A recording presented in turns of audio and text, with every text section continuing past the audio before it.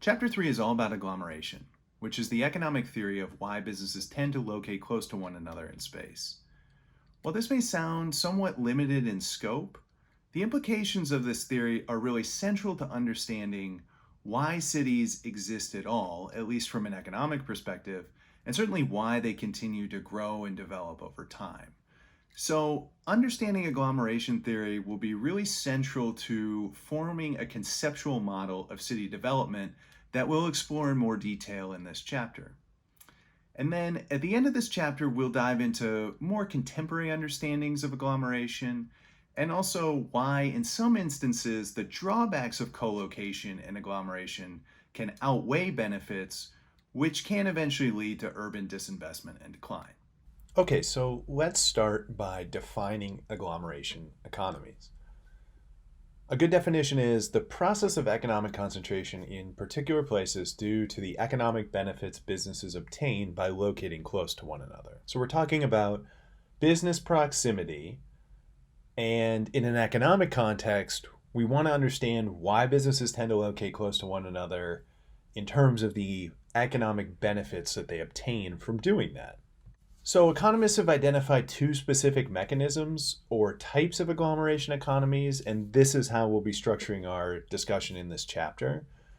We can think of localization economies, which are benefits to firms within a specific industry, and this was first elucidated by Alfred Marshall in 1890, Principles of Economics, a very famous economics textbook in which he also, I think, first used supply and demand curves.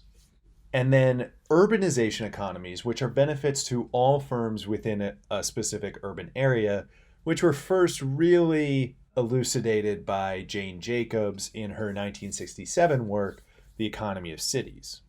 So let's think about localization economies first. And Marshall has really the seminal discussion of these benefits, but he wrote in Principles of Economics, when an industry has thus chosen a locality for itself, it is likely to stay there long. So great are the advantages which people following the same skilled trade get from near neighborhood to one another. The mysteries of the trade become no mysteries, but are, as it were, in the air, and children learn many of them unconsciously. Good work is rightly appreciated. Inventions and improvements in machinery and processes and the general organization of the business have their merits promptly discussed. If one man starts a new idea, it is taken up by others and combined with suggestions of their own, and thus it becomes the source of further new ideas. And presently, subsidiary trades grow up in the neighborhood, supplying it with implements and materials, organizing its traffic, and in many ways conducing to the economy of its material.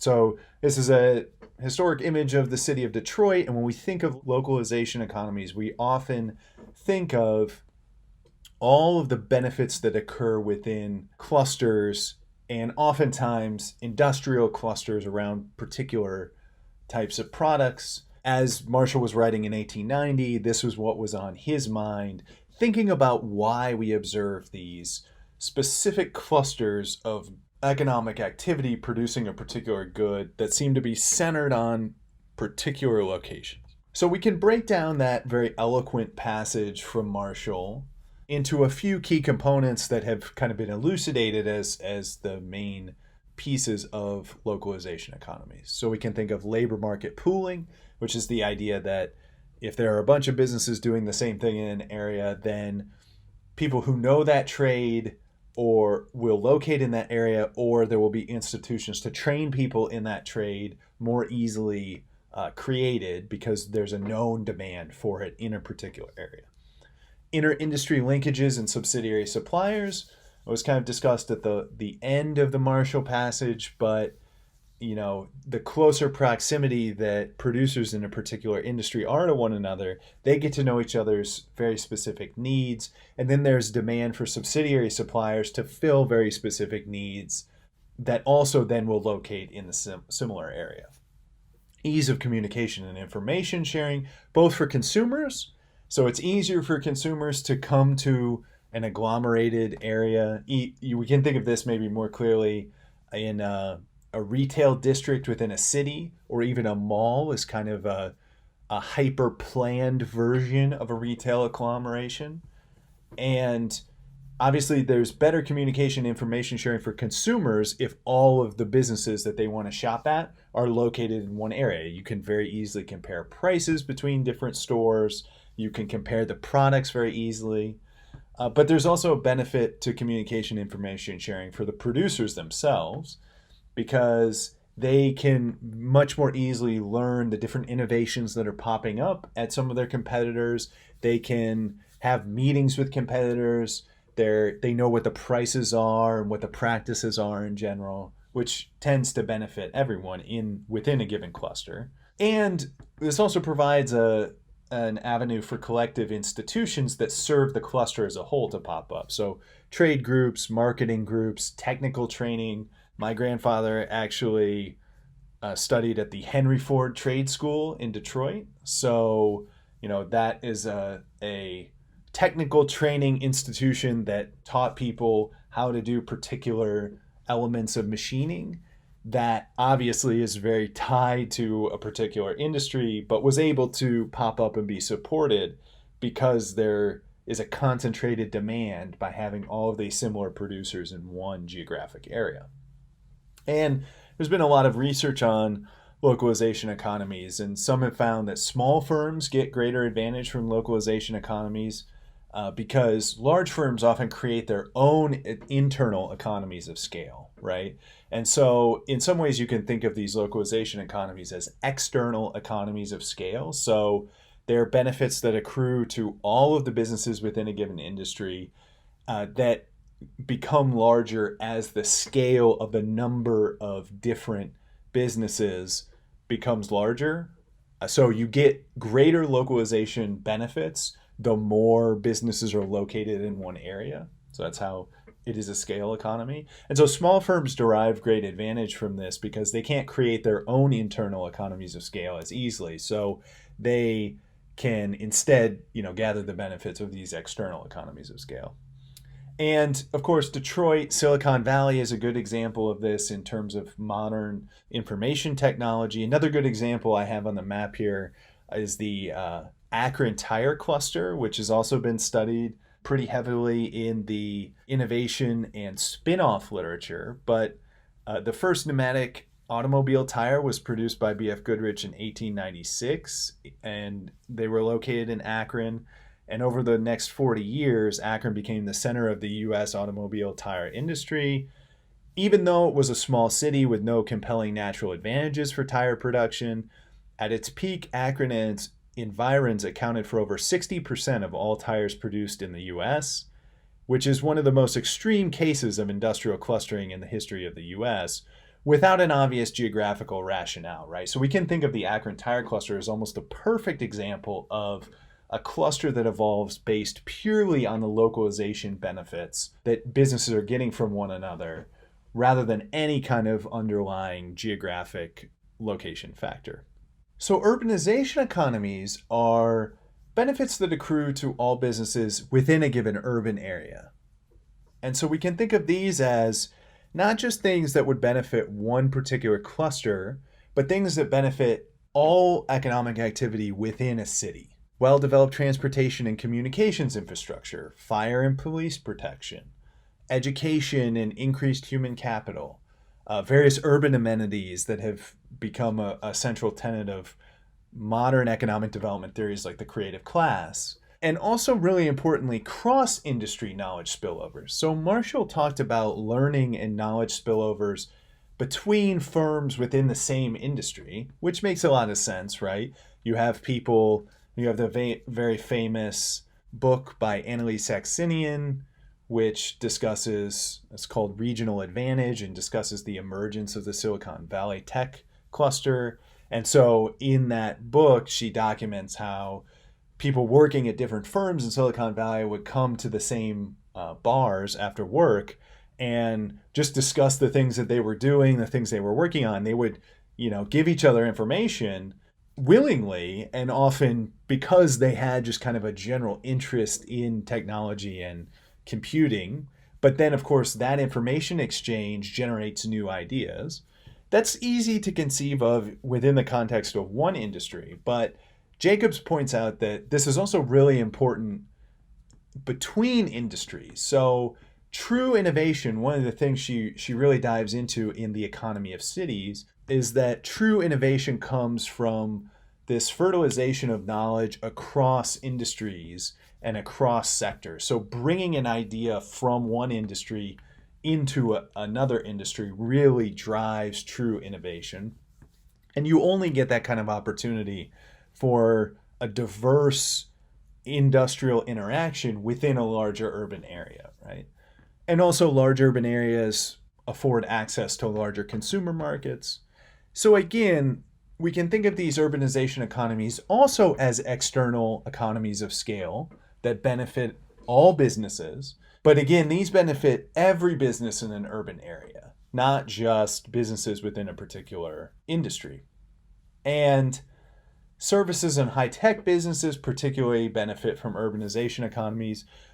Obviously, all businesses benefit to a certain extent from being in a larger urban area because of these features. You have a larger consumer market, you have better access to higher human capital, you have urban amenities that can allow you to attract new workers.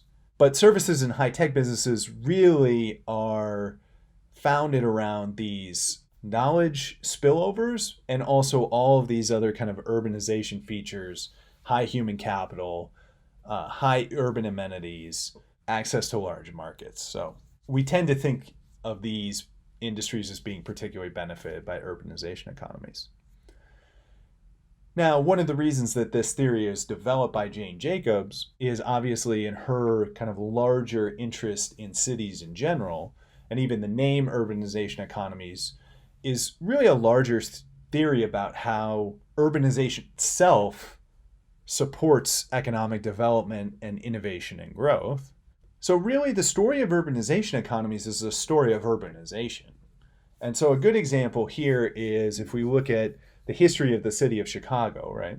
Initially, the location for the city of Chicago is just swampy land on the Chicago River, Lake Michigan interface here. There's this old map from 1833 kind of shows you the original town plat of Chicago, which if you're familiar with the geography of the city, this is just the very northern tip of the Loop, which is the high density central business district.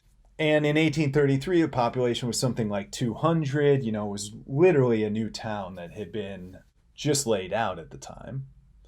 But when the Illinois and Michigan Canal was built, which then connected the Great Lakes to the Mississippi River, we now had a connection, obviously, throughout an entire portion of the country that emptied into the Great Lakes, which can then be connected through the St. Lawrence Seaway to the Atlantic Ocean and the large population centers on the East Coast. And so this location then obviously became much more important than maybe it was originally. And so the city begins to grow, and by 1850 we have a population of 30,000, which obviously is pretty rapid growth just from 1833.